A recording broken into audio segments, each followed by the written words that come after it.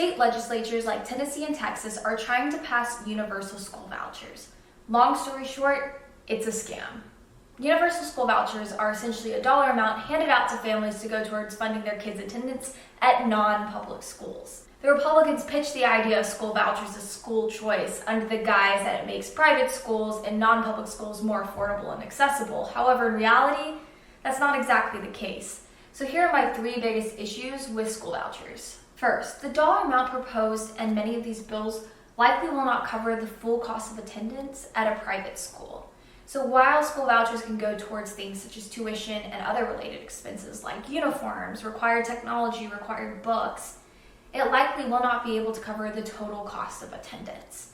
And in addition to that, there are other costs that need to be considered, such as, does this non-public school have a bus system? Does that cost money? If not, can a family afford to travel further, time and money? These are other costs that need to be considered when determining the total cost of attendance of a private school. Second, in Arizona, which has a universal school voucher program, a majority of the families that utilize it already weren't attending public schools.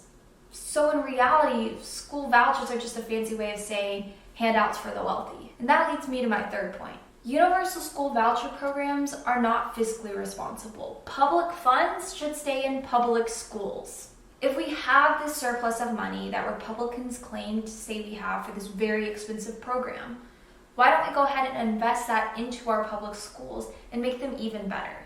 Every child, regardless of their income, deserves access to a quality education. And a school voucher is not the great equalizer that Republican lawmakers want you to think it is. Because even with school vouchers, private schools are not an option for many American families.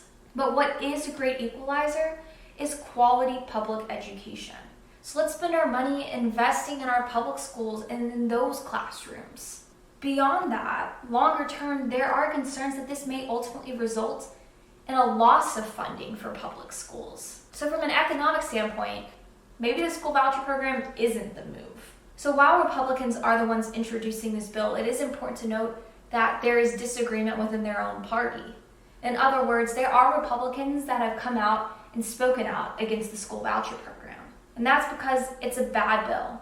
And you know what? They recognize it for what it is. A scam.